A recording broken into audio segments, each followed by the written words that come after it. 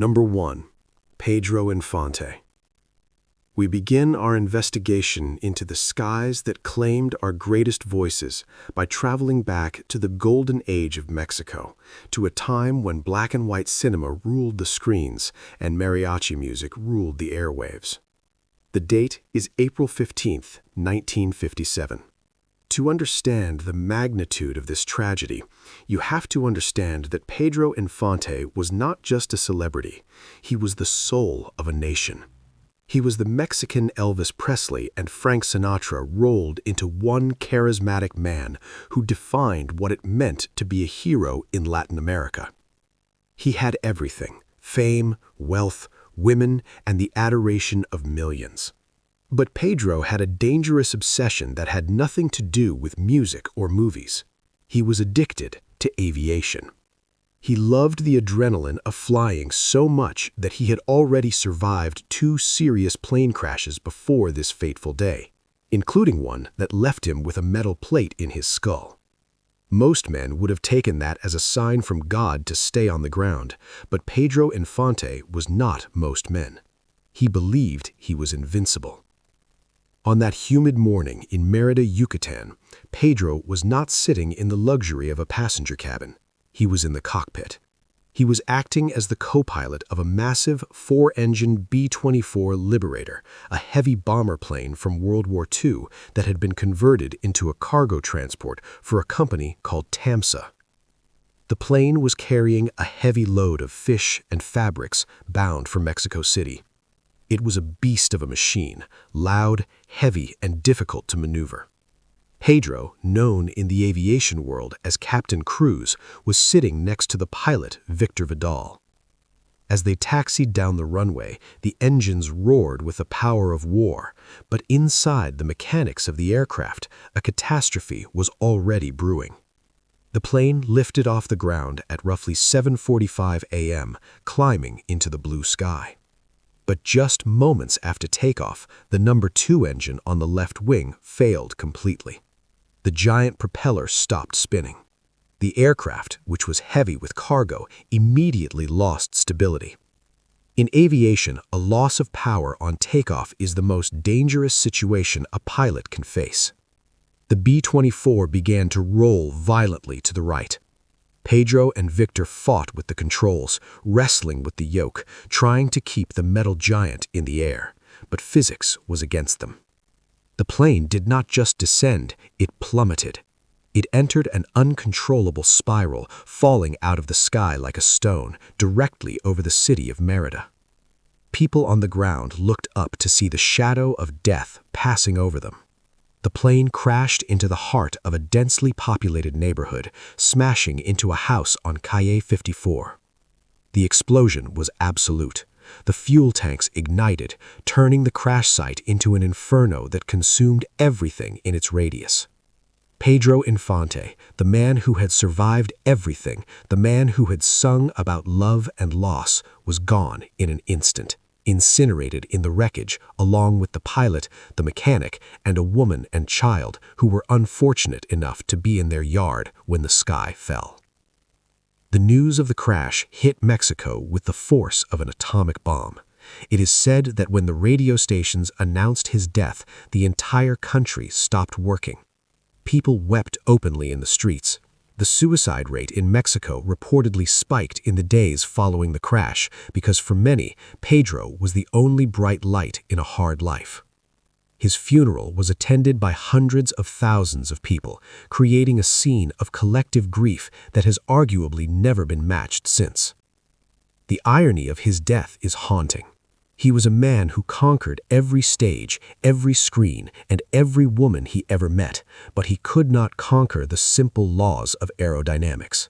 He died pursuing a thrill that his music could never give him, proving that sometimes the things we love the most are the things that eventually kill us. Now, I want to ask you a deep psychological question about this need for speed. Why do you think artists who have achieved everything on Earth feel the need to chase death in the sky? Is it because the applause of the crowd eventually becomes silent and they need to feel something real, even if that reality is dangerous? And I want you to think about the nature of heroes. We build these people up to be gods, but in the end, they burn just like the rest of us.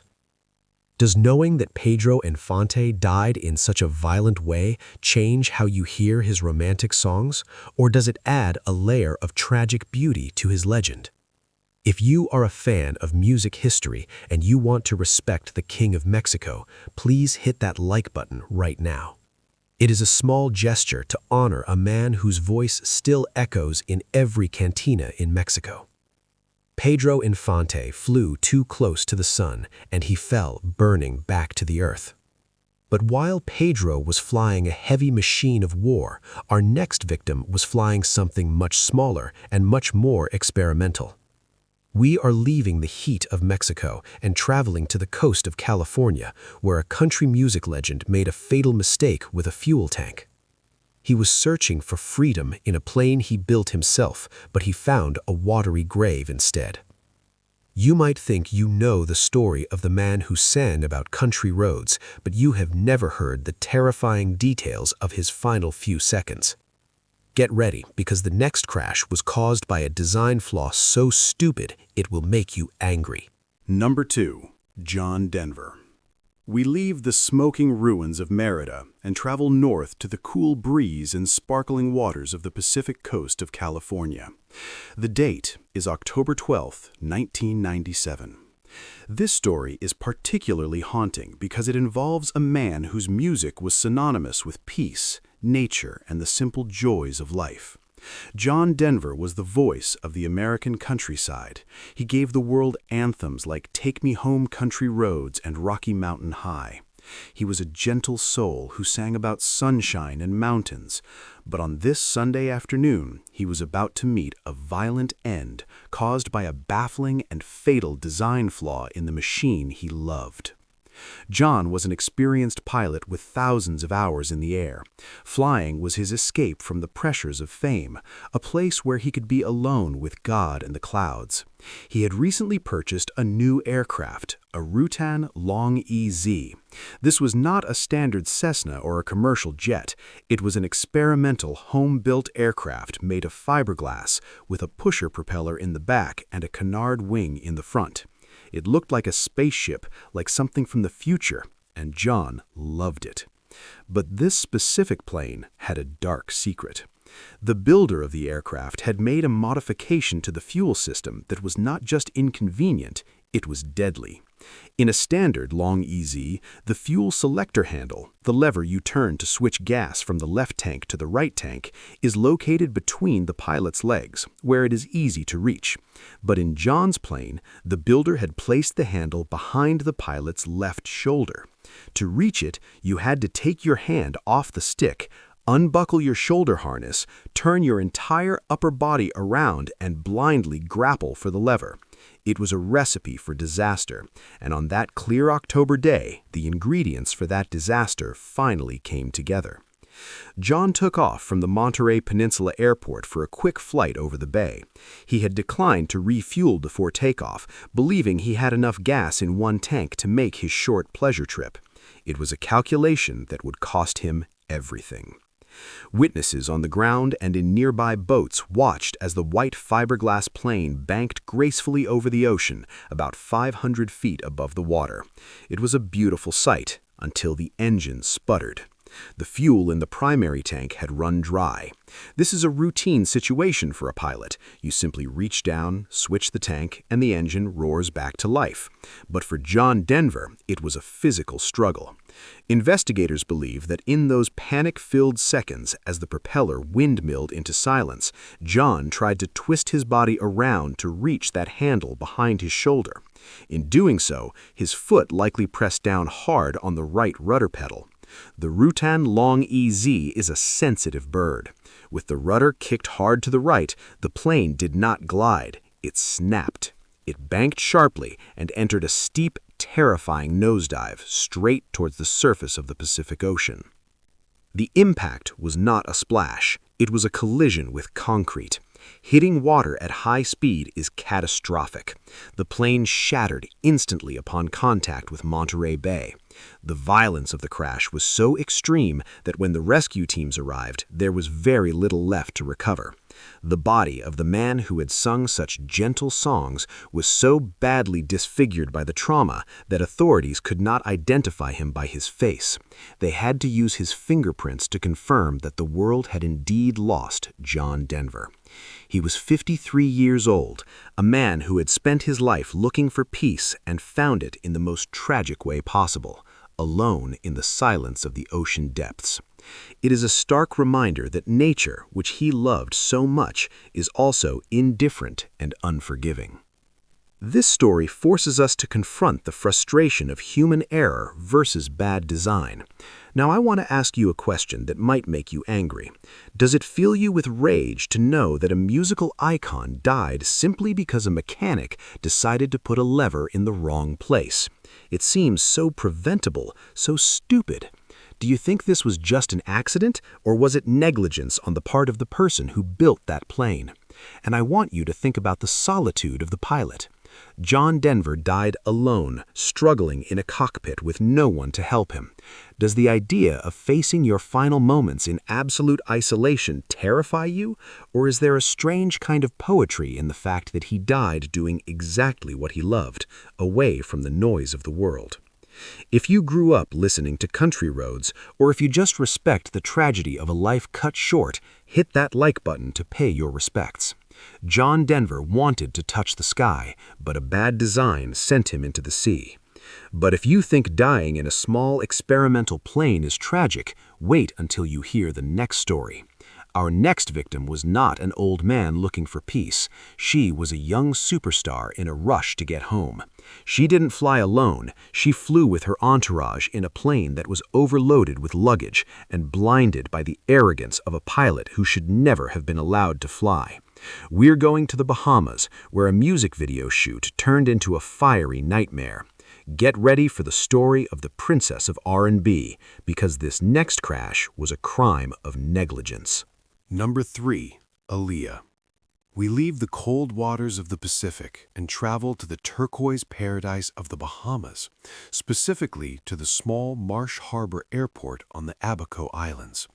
The date is August 25, 2001. This story is perhaps the most infuriating on our list because it was not caused by a mechanical failure or an act of God. It was caused by a lethal combination of impatience, arrogance, and negligence. Aaliyah Houghton was not just a singer, she was a cultural phenomenon. At only 22 years old, she was already known as the Princess of R&B. She had a voice that was smooth as silk, a mysterious beauty that captivated the world, and a film career that was just exploding with roles in Queen of the Damned and the Matrix sequels. She was on top of the world. She had just finished filming the music video for her hit song, Rock the Boat. The shoot had gone perfectly. The sun was shining, and the crew was in high spirits. They finished a day early and eager to get back to the nightlife and luxury of Miami. Aaliyah and her team decided not to wait for the larger plane scheduled for the next day. They wanted to leave right now. They chartered a small twin-engine Cessna 402B. When the plane arrived, it looked small, too small. Aaliyah was traveling with massive amounts of video equipment, heavy luggage, and a large entourage of stylists and bodyguards. The pilot, Luis Morales III, reportedly looked at the mountain of bags and hesitated. In aviation, weight and balance are the holy laws. If a plane is too heavy or if the weight is distributed incorrectly, the laws of physics stop working. There was an argument on the tarmac. The pilot warned that there was too much weight, but the pressure from the entourage to get in the air was immense. In the end, the pilot caved. He allowed the bags to be loaded, filling every inch of the cargo space and the cabin. Aaliyah boarded the plane, likely feeling a mix of relief to be going home and anxiety about the cramped conditions. She took her seat, destined for Miami. The Cessna taxied to the end of the runway. The engines revved, but as the plane began its roll, it was sluggish. It fought against the gravity that was pulling it down. It lifted off the ground, but it never truly flew. Just seconds after becoming airborne, the plane's nose pitched up violently because the center of gravity was too far back. The aircraft stalled. It didn't just drift down, it fell out of the sky like a stone, crashing into the swampy vegetation just 200 feet from the end of the runway. The impact was devastating. The fuel tanks ruptured and the plane exploded into a ball of fire. Aaliyah and 8 others, including her hairstylist, her makeup artist, and her bodyguard, were killed. The world watched in horror as news broke that the princess was gone. But the tragedy became a scandal when the toxicology reports and the investigation into the pilot were released. Luis Morales III was not qualified to fly that plane for that charter. He had falsified his flight hours to get the job. Even worse, his autopsy revealed traces of cocaine and alcohol in his system. Aaliyah entrusted her life to a man who was high, uncertified, and too weak to say no to a celebrity. The crash was entirely preventable. If they had left one bag behind, if they had waited for the bigger plane, or if the pilot had just done his job, Aaliyah would still be here today. She died because of a rush to get home, a rush that ended in eternity. This story forces us to confront the dangerous power of the star bubble. Now I want to ask you a question about the pressure of fame. Do you think that celebrities get so used to people saying yes to them that they start to believe they can bend the laws of physics? Did the entourage's demand to fly immediately despite the pilot's warning prove that money can buy a ticket, but it can't buy safety? And I want you to think about the concept of trust. We get on planes and we trust that the pilot is sober and qualified. Does this story shatter that trust for you? Does it make you realize that your life is in the hands of a stranger who might be hiding a dark secret like cocaine addiction? If you remember exactly where you were when you heard Aaliyah died, please hit that like button. She was an angel who was taken by the demons of negligence. Aaliyah's music video for Rock the Boat was released posthumously, and it is haunting to watch her dancing on a boat in the same waters that would claim her life just hours later. She glides across the screen like a ghost, a beautiful memory of a future that was stolen. But while Aaliyah died in the tropical heat because of too much weight, our next victim died in the freezing cold because of something he couldn't see. We're leaving the islands and heading to the thick fog of Wisconsin. Our next legend was a guitar god who had finally cleaned up his life and defeated his addiction to drugs, only to be killed by a pilot who didn't know how to fly in the dark. The irony is cruel. He survived the heroin, but he couldn't survive the helicopter. Get ready for the story of the bluesman who played his last note in the mist. Number 4. Stevie Ray Vaughan. We leave the tropical heat of the Bahamas and travel to the chilling, damp fog of East Troy, Wisconsin. The date is August 27, 1990. This story is a heartbreaking example of how cruel destiny can be. It is the story of a man who fought his demons, defeated them, and finally found peace, only to have it snatched away by a patch of bad weather. Stevie Ray Vaughan was a guitar god. He was a bluesman who played with a fire and a soul that had not been seen since Hendrix.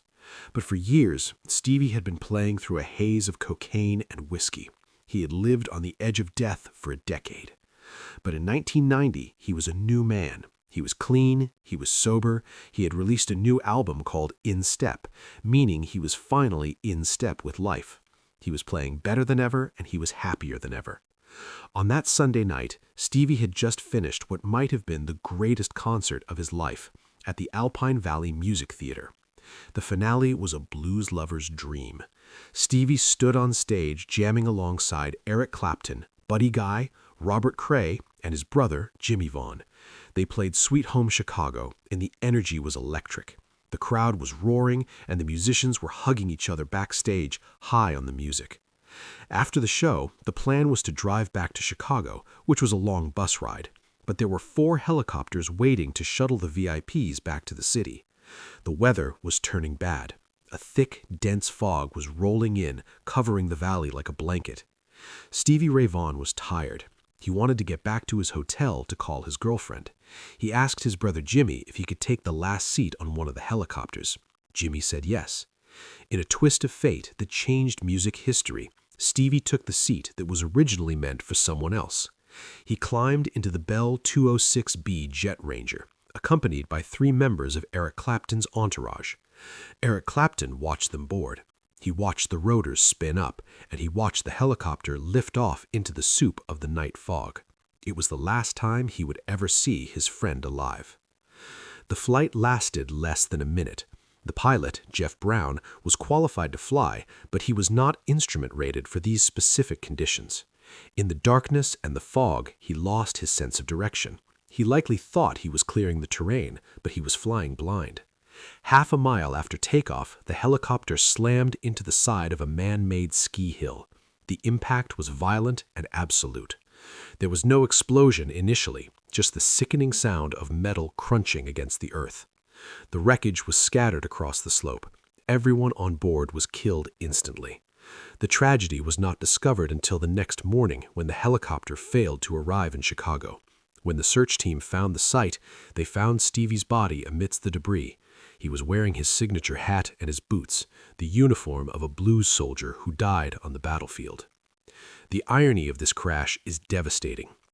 Stevie Ray Vaughan had spent years killing himself with drugs, and he survived.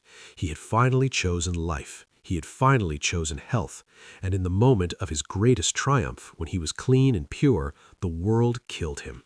It feels like a cosmic joke, a punishment for a crime he had already paid for. Eric Clapton was devastated. He had to identify the bodies of his friends and crew. He later said that Stevie was a channel for something spiritual, that he played music that came from somewhere else. Now, I want to ask you a question about fate. Do you believe that when it is your time, regardless of what you do? Stevie wasn't even supposed to be on that helicopter. He took a last-minute seat. Does that terrify you? The idea that a single split-second decision to get home an hour early can cost you 50 years of life? And I want you to think about the tragedy of sobriety. Does it make the loss hurt more knowing that he had done the hard work to get clean? He fixed himself just to be broken by a machine. If you have ever felt the soul in Stevie's guitar notes, hit that like button to honor the man who brought the blues back to life. He walked out of the fog of addiction only to fly into a fog that never lifted. But while Stevie died in a slow-moving helicopter, lost in the mist, our next victim died in the machine that was moving faster than the speed of sound.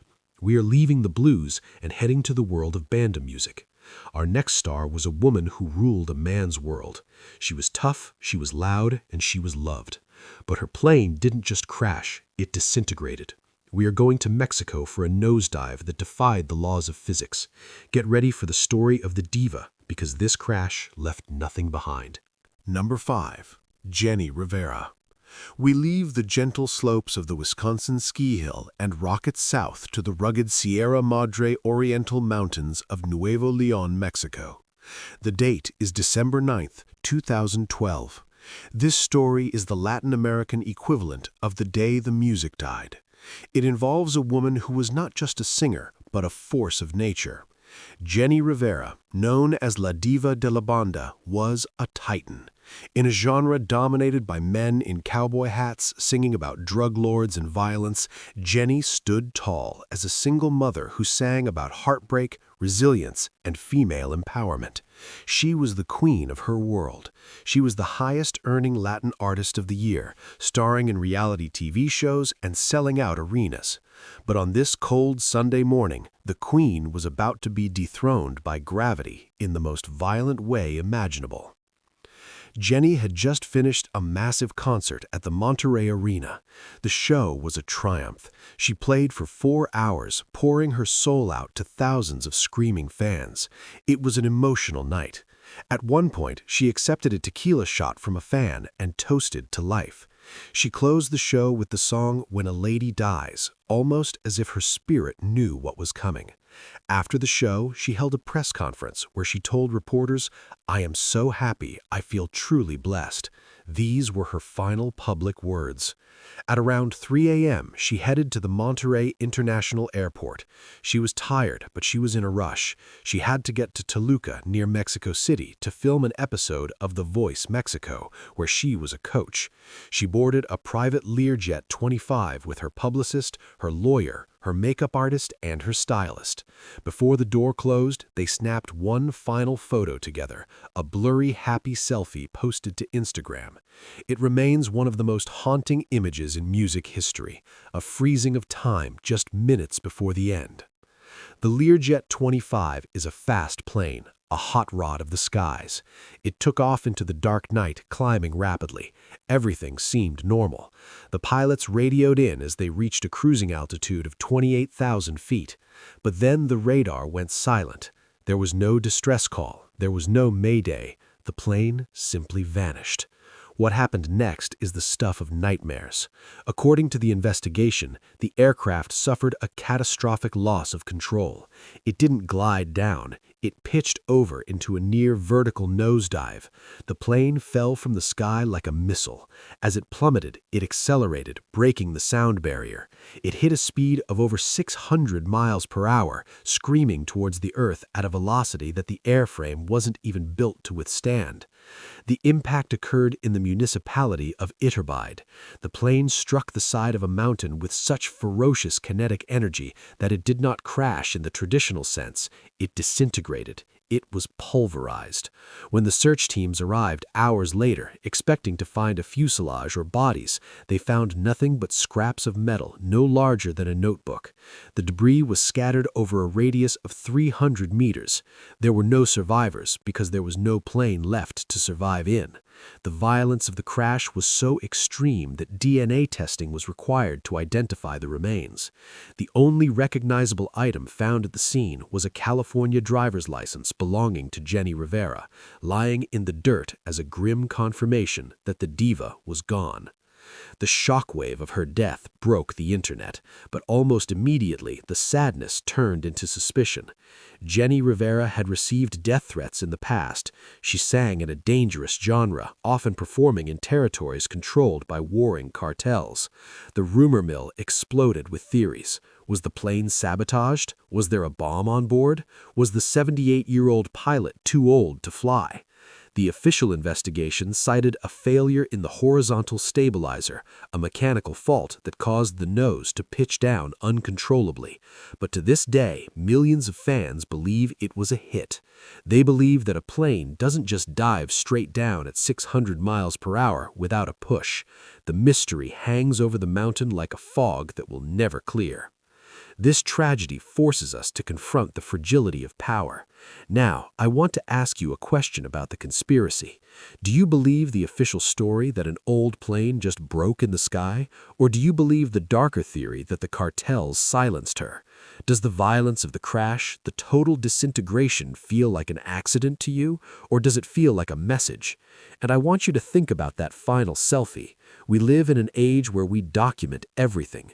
Does looking at that photo, knowing they were all dead 20 minutes later, make you realize how unpredictable life is? 1 minute you are smiling for the camera, the next minute you are gone. If you respect the legacy of La Gran Señora and her impact on Latin culture, hit that like button. She lived like a warrior, and she died like a shooting star, burning out in a blaze of glory. But while Jenni died in a terrifying high-speed accident caused by a machine, our next victim was killed by a human being playing a stupid game. We're leaving the mountains of Mexico and heading to the suburbs of Florida. Our next legend was a young guitar prodigy who was destined to be the greatest of all time. He wasn't flying the plane, he was asleep on a tour bus. But the pilot decided to pull a prank that went horribly wrong. This wasn't an accident, it was manslaughter. Get ready for the story of the buzzing plane, because this one will make your blood boil with anger. Number 6. Randy Rhoads. We leave the shattered mountains of Mexico and travel to the humid, bug-infested swamplands of Leesburg, Florida. The date is March 19, 1982. This story is the definition of a senseless waste. It is a tragedy that makes you want to scream because it wasn't an accident caused by nature or a mechanical failure. It was a murder caused by stupidity, cocaine, and a prank gone horribly wrong. Randy Rhoads was not your typical rock star. He was 25 years old, a classical guitar prodigy who had joined forces with the Prince of Darkness, Ozzy Osbourne. While Ozzy was biting heads off bats and living a life of chemical chaos, Randy was the quiet genius in the corner. He didn't drink heavily, he didn't do hard drugs, and he spent his free time finding local tutors to teach him classical music in every city they visited. He was pure. He was the golden child of heavy metal, destined to become the greatest guitarist who ever lived. But on this humid morning, he was trapped in the orbit of people who did not value life the way he did. The band was on the Diary of a Madman tour, traveling from Knoxville, Tennessee to Orlando, Florida. The tour bus, which was a rolling, chaotic party, had a malfunction. The air conditioning unit broke down, forcing them to stop at a place called Flying Baron Estates. This was a property owned by the bus company, which included a small airstrip and a house. While the band members slept on the bus, exhausted from the road, the tour bus driver, Andrew Aycock, decided to have some fun. Aycock was a man with a dark past and a reckless streak. He was a licensed pilot, but his medical certificate had expired. Even worse, he had been awake all night driving, and he had cocaine in his system. He spotted a Beechcraft Bonanza F-35 parked in the hangar and decided to take it for a joyride without permission. He took the keyboardist, Don Airey, up for the first flight, doing dangerous low passes over the bus to scare the sleeping crew. He landed safely. Then he asked for more passengers. Randy Rhoads, who was afraid of flying, initially refused, but he made a fatal decision based on love. He wanted to take a picture of the tour bus from the air to send to his mother back in California. He wanted to show her the life he was living. So he grabbed his camera and boarded the small plane, along with the band's makeup artist, Rachel Youngblood, who had a bad heart condition and wanted a gentle ride. Randy likely thought they would just circle the property and land. He had no idea that the pilot had a death wish. Aycock took off and immediately began to terrorize the bus again. He was buzzing the vehicle, which means flying extremely low and pulling up at the last second. It's a game of chicken played with an airplane. Inside the bus, Ozzy Osbourne and his wife Sharon were asleep, oblivious to the fact that a plane was screaming just feet above their roof. Aycock made 2 successful passes, missing the bus by inches, but on the third pass, his luck ran out. Maybe he was blinded by the sun, maybe the cocaine made his hands twitch, or maybe he just misjudged the distance. As the plane swooped down at 150 miles per hour, the left wing of the Beechcraft clipped the roof of the tour bus. The impact shredded the fiberglass top of the bus, but the real destruction happened to the plane. The aircraft went cartwheeling out of control. It didn't just crash into the ground, it flew violently into a nearby pine tree, which severed the wing completely, and then slammed directly into the garage of the mansion on the property. The plane was carrying a full load of aviation fuel. The explosion was immediate and catastrophic. The house was engulfed in a fireball. Ozzy Osbourne was woken by the impact, which felt like a bomb going off. He stumbled out of the bus, finding a scene from hell. The garage was an inferno. Ozzy tried to run into the fire to save his friend, but the heat was too intense. The fire department arrived, but there was nothing to save. The bodies of Randy Rhoads, Rachel Youngblood, and Andrew Aycock were burned beyond recognition. They had to be identified by dental records and jewelry. Randy Rhoads, the boy who just wanted to take a picture for his mom, was gone. The aftermath was a nightmare of guilt and grief. Ozzy spiraled into a deep depression, unable to comprehend how the most talented and innocent member of the band could be killed by a driver's ego. The investigation revealed that Aycock's system was full of cocaine, confirming that this was effectively vehicular manslaughter in the sky. This story forces us to confront the lethal nature of prank culture. Now I want to ask you a question that should make you angry. How many times have you seen people do stupid, dangerous things just for a laugh or a reaction? Does this story prove that there is a thin line between a prank and a massacre? And I want you to think about the unfairness of it all. Randy hated flying. He was afraid of it. He only went up for his mom. Does it break your heart to know that his love for his family was the bait that led him to his death? If you believe Randy Rhoads is the greatest guitarist to ever plug into an amp, hit that like button. He played with the precision of an angel, but he died in the fire of a demon. But while Randy burned in the heat of Florida, our next victim drowned in the freezing waters of the North. We are leaving the era of heavy metal and going back to the soulful 60s. Our next legend was a man who had the voice of a giant. He was sitting on the dock of the bay, wasting time, but he ran out of time before he could see his biggest hit reach #1. The water is cold and the silence is deafening. Get ready for the story of the Soul King. Number 7. Otis Redding. We leave the fiery wreckage of the Florida mansion and plunge into the bone-chilling waters of Lake Monona in Madison, Wisconsin. The date is December 10th, 1967. This story is the definition of irony and heartbreak. It involves a man who had the biggest voice in the world, a voice that could shake the rafters of any church and melt the coldest heart. Otis Redding was the king of soul. He was a force of nature who had just conquered the white audience at the Monterey Pop Festival and was on the verge of becoming a global superstar. But on this gray, freezing Sunday, he was just a hard-working musician trying to get to the next gig. He was traveling with his backup band, the Bar-Kays, a group of young, talented kids who were living the dream alongside their idol. They had played a show in Cleveland and were heading to Madison for a concert at the Factory nightclub. The weather was atrocious. It was the kind of winter day where the sky is the color of lead and the air hurts your face. The pilot, Richard Fraser, was warned about the conditions. Heavy rain, fog, and freezing temperatures were reported along the route. But in the music business, the show must go on. Otis had bought his own plane, a Beechcraft H-18, specifically to avoid the hassles of commercial flying and to keep his tight schedule. He felt safer in his own bird. But the Beechcraft H-18 is a demanding aircraft, and in freezing rain, it can become a coffin. The flight was bumpy and tense. As they approached Madison, the weather deteriorated rapidly. The ceiling, the bottom of the cloud layer, dropped to just a few hundred feet. The pilot was flying on instruments, struggling to find the airport in the soup. At 3:28 p.m., just 4 miles from the runway, the plane simply dropped off the radar. It didn't explode in midair. It stalled, likely due to ice accumulation on the wings or pilot disorientation in the fog. The aircraft smashed into the frigid surface of Lake Monona. The water was near freezing. The impact tore the fuselage apart. But the true horror of this crash comes from the account of the lone survivor, Ben Cawley, the trumpet player for the Bar-Kays.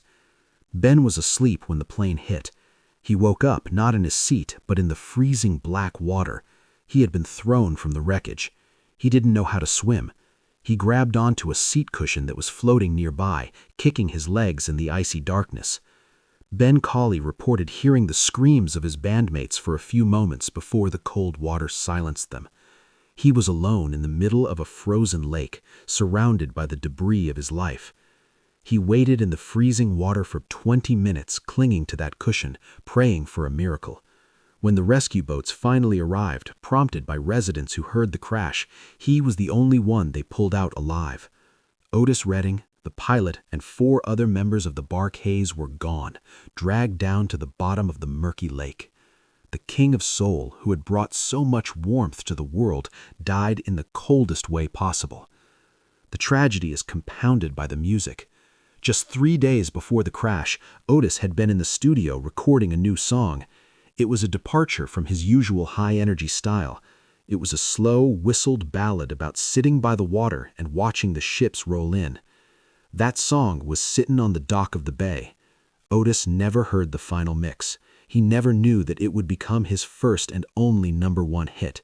He never knew that it would become an anthem for generations. He wrote a song about finding peace by the water, and then he died in the water before the record could even be pressed. The lyrics, I have nothing to live for, look like nothing's gonna come my way, took on a haunting prophecy that no one could have predicted. This story forces us to confront the cruelty of unfinished business. Now I want to ask you a melancholy question. Does it break your heart to know that an artist can create their masterpiece and never hear the applause? Is Dock of the Bay a beautiful song to you, or does it sound like a ghost story now that you know the truth?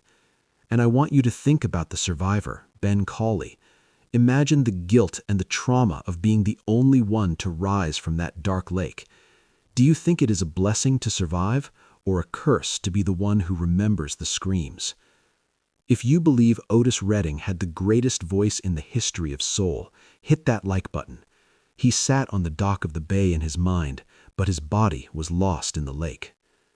But while Otis died in the water due to the cold, our next victim died in the forest due to a storm that she was warned about. We are leaving the soul era and heading to the roots of country. Our next legend was a woman who had premonitions of her own death. She told people she wouldn't live long. She flew into a storm that even the birds were hiding from because she just wanted to get home to her kids. Get ready for the story of the country queen, because this crash was predicted by the victim herself. Number 8, Patsy Cline. We leave the icy waters of Wisconsin and fly south into the dark, turbulent skies of Camden, Tennessee. The date is March 5, 1963. This story is chilling, not just because of the crash, but because the victim seemed to know it was coming. Patsy Cline was the queen of country music. She possessed a voice that was powerful, emotional, and commanded the attention of everyone in the room. She was the first female solo artist to be inducted into the Country Music Hall of Fame, and her hits like Crazy and I Fall to Pieces are timeless. But behind the fame, Patsy was living with a sense of doom. She had survived a near-fatal throat infection and a horrific head-on car crash that had thrown her through a windshield. She famously told a friend, "I've had 2 bad accidents. The third one will either be a charm or it'll kill me." On this stormy Tuesday, the 3rd accident arrived. Patsy was returning from a benefit concert in Kansas City. She was tired and she missed her children. The weather was a nightmare. A massive storm front was moving across the Midwest, bringing heavy rain, low clouds, and gusty winds. Commercial flights were grounded, even the birds were on the ground. But Patsy was flying in a small Piper Comanche piloted by her manager, Randy Hughes. Hughes was not a professional pilot. He was a man who had learned to fly recently, and while he was confident, he was not trained to fly by instruments.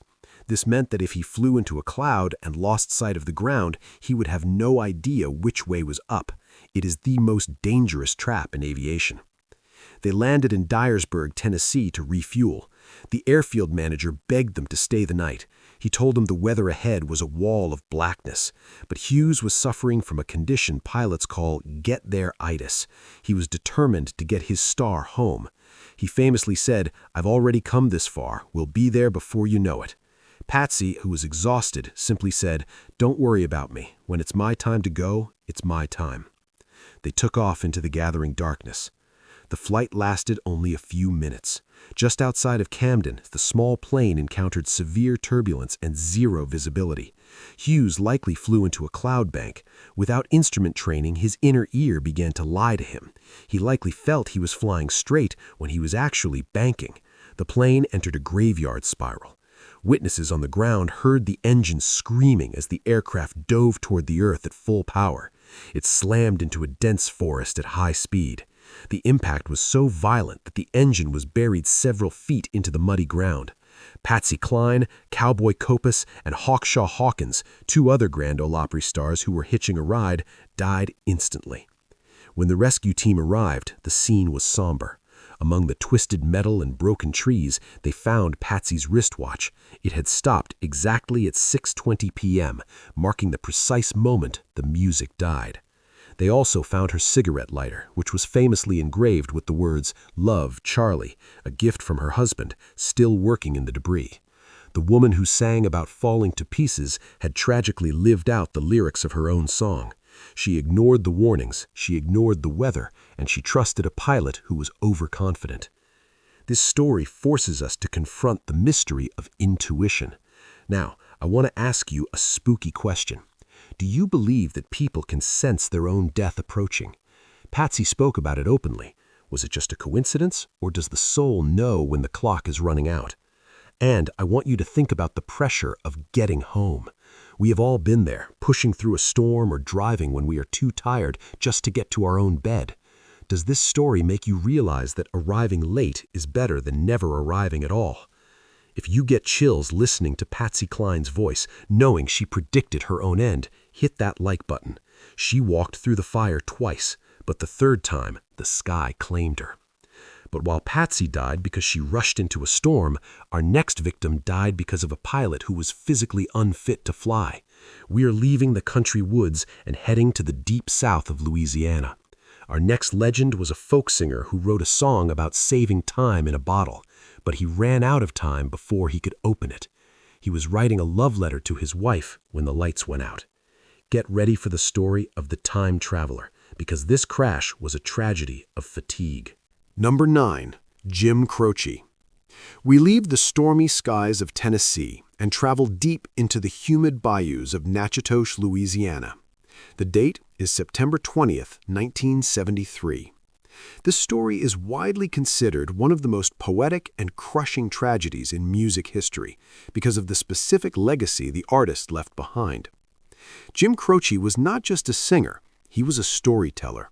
He was a blue-collar hero, a man who had worked as a truck driver and a construction worker before finding fame. He didn't sing about drug lords or abstract concepts. He sang about real people. He gave us characters like Bad Bad Leroy Brown, and he gave us the most heartbreaking ballad about mortality ever written, Time in a Bottle. Jim was at the absolute peak of his career.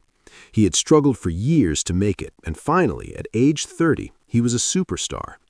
But the cruel irony is that the man who wrote a song about wanting to save time was running out of it faster than anyone knew.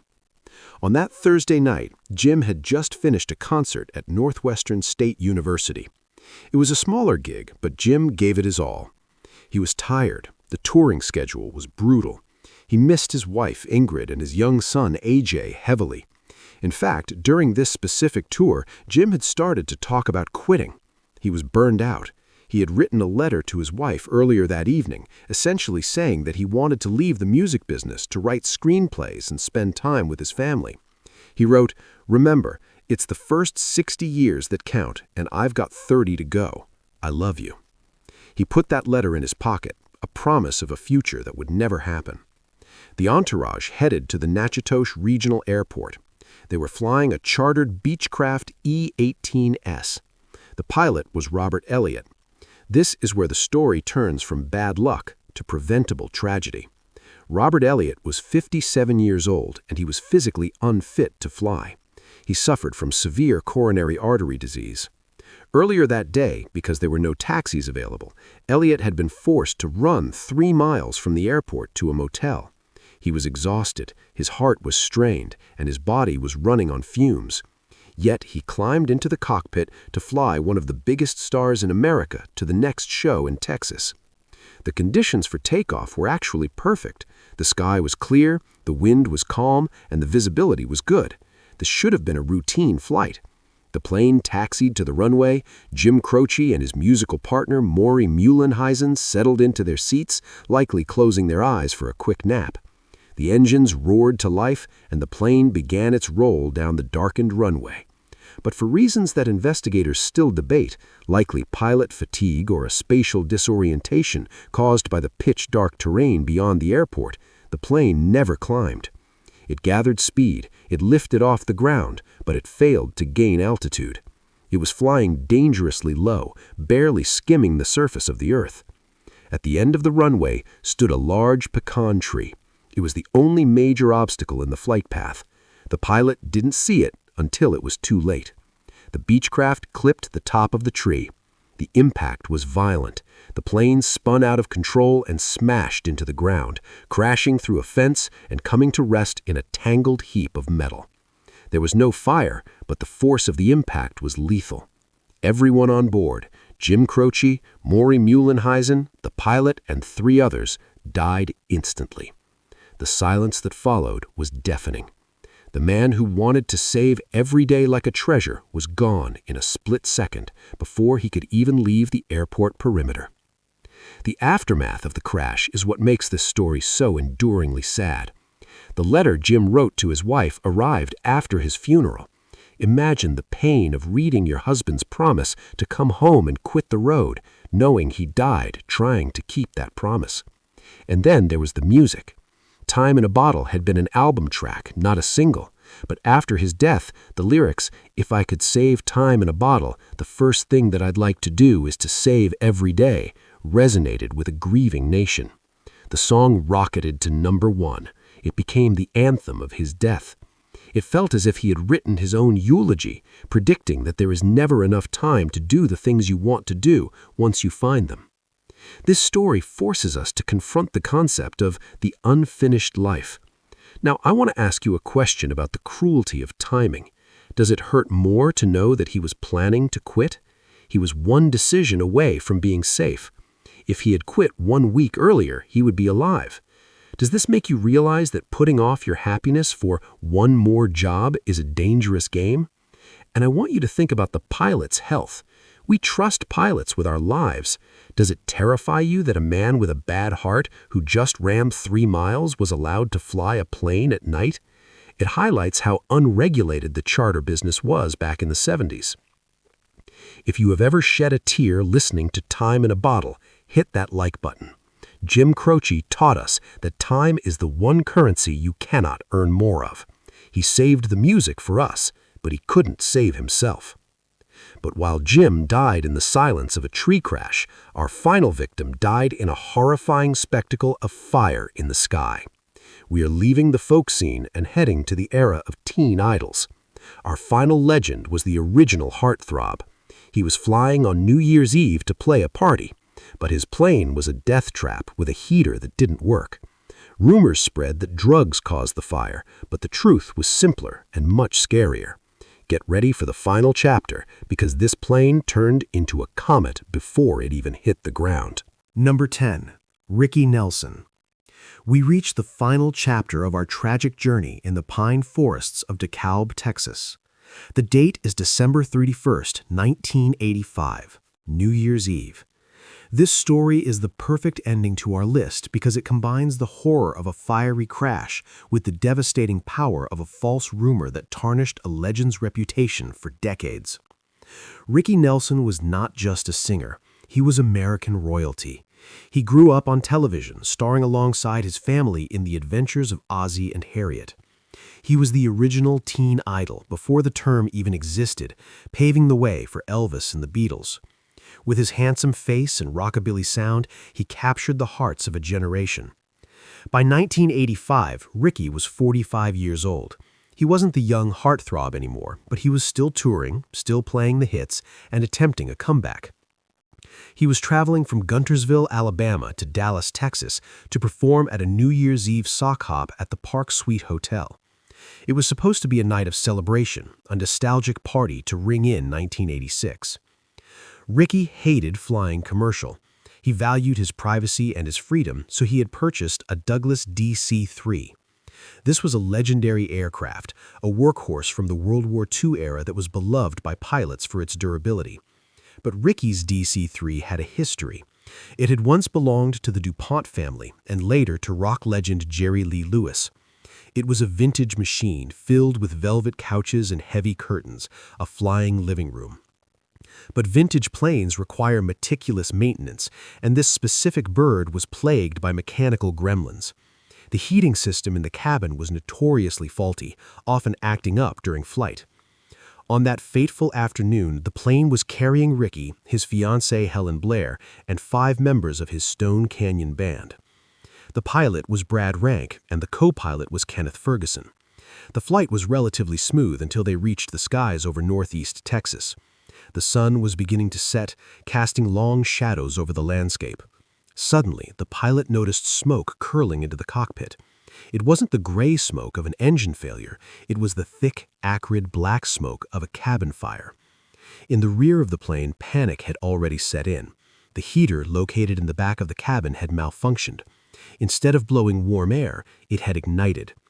Fire on an aircraft is the most terrifying scenario known to man. There is nowhere to run. The oxygen feeds the flames, and the materials inside the cabin, the foam seats, the shag carpet, the heavy curtains, act as fuel.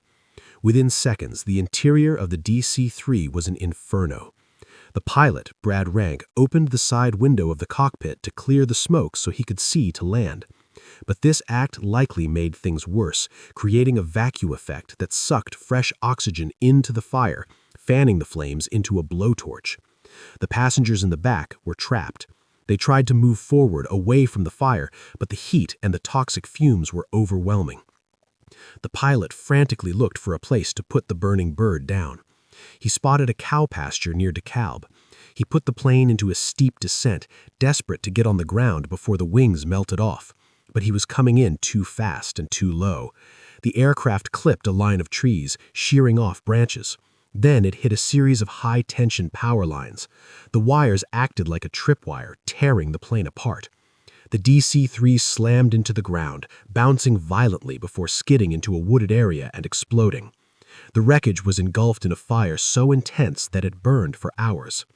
Miraculously, the two pilots survived. They were thrown through the windshield of the cockpit, suffering severe burns, but alive. But for Ricky Nelson, his fiancée, and his band, there was no escape. They all perished in the fire. The teen idol who had grown up in America's living room died in a burning field on the last day of the year. But the tragedy didn't end with the crash. Almost immediately, a dark and vicious rumor began to circulate. Because Ricky had a history of drug use in the past, the media and the public latched on to a sensational theory.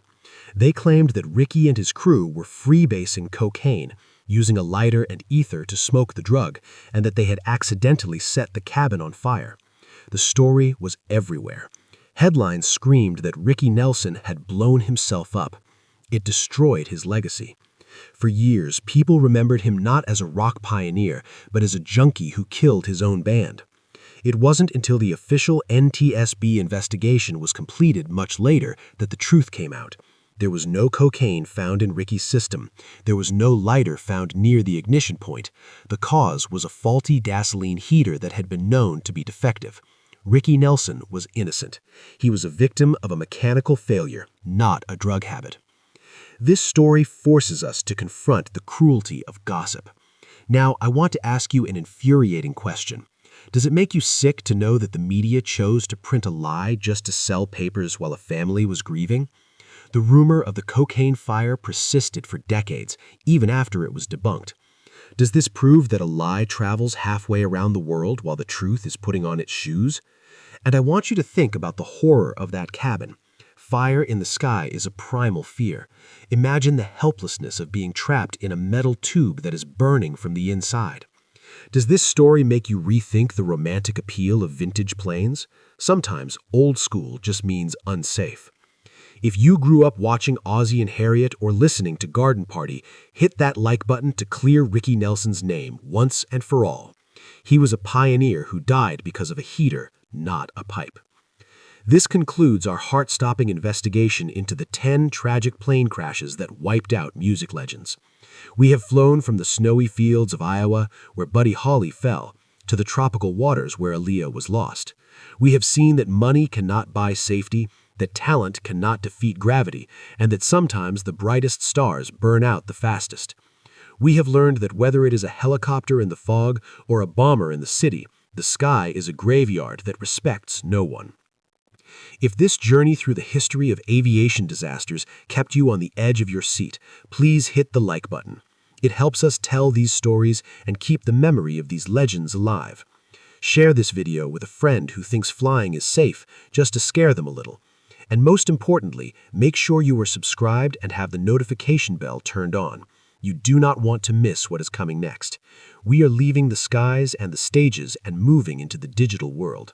Our next series is 10 social media stars who died for clout. We will cover the Chinese rooftopper who filmed his own fall from a skyscraper, the YouTuber who was shot dead during a prank, and the streamer who live-streamed her own freezing death. The internet is a dangerous place, and we are going to explore the darkest corners of it. Stay safe, keep your feet on the ground, and thanks for watching.